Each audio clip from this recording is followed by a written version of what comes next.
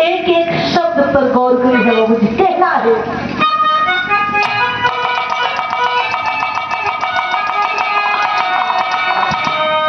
रोए भारत माता बहे आंसू नयनावा,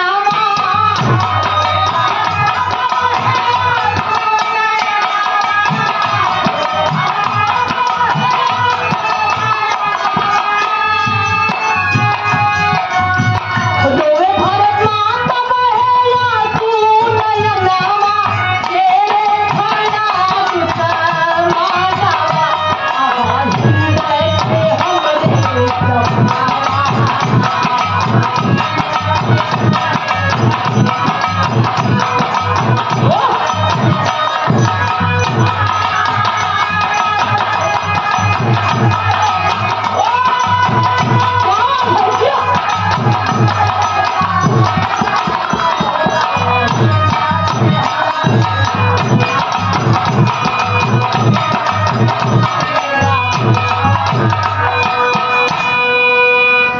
बाबूजी, जब हमारी भारत माँ अंग्रेजों की गुलामी कर रही थी, अंग्रेजों की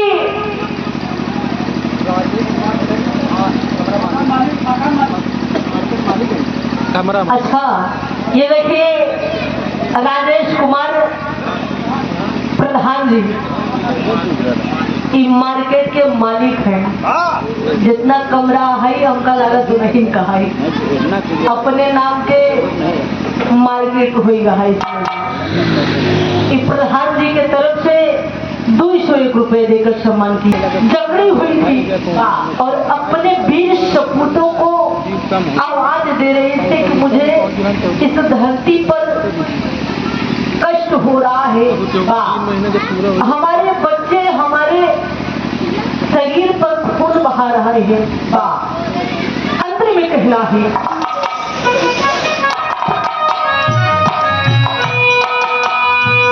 सबरी हलता है बैरी कश्मीरिया, सबरी हलता है बैरी कश्मीरिया, अरे कई दर लाल तनवी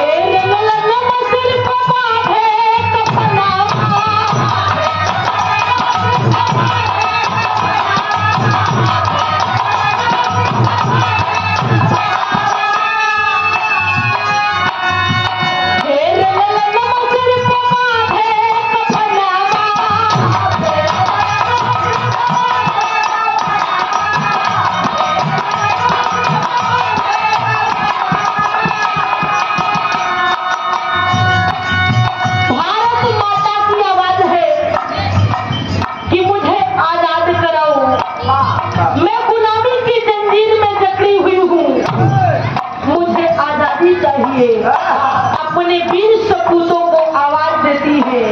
कैसी चाहे कहना है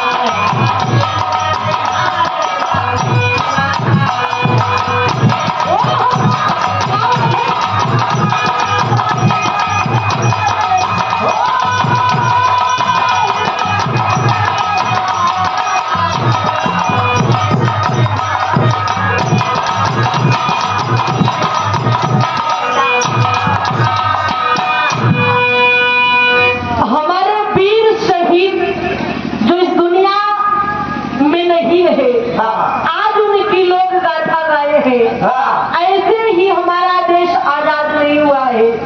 उन लोगों ने अपने लहू का एक एक कतरा देकर इस देश को आजाद कराए, भारत माता को आजाद कराए। हम ऐसे ही नहीं आजादी का उत्सव मना रहे हैं।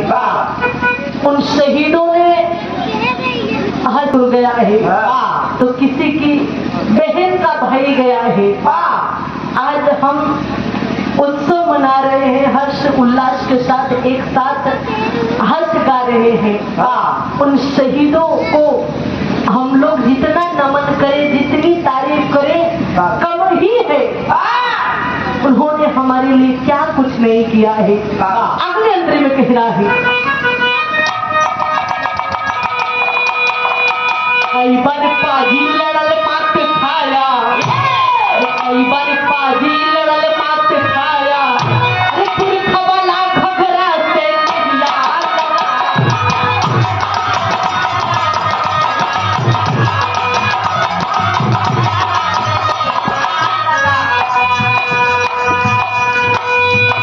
लहू भाती बना के योजना,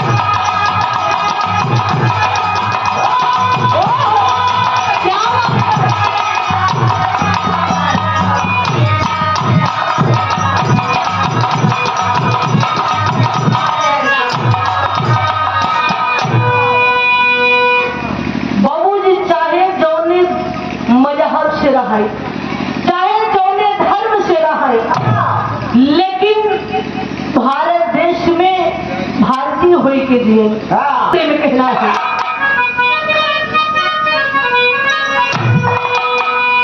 पपियत चारी के आवई न लगिया, अरे पपियत चारी के आवई न लगिया, अरे बेच के ये टंकी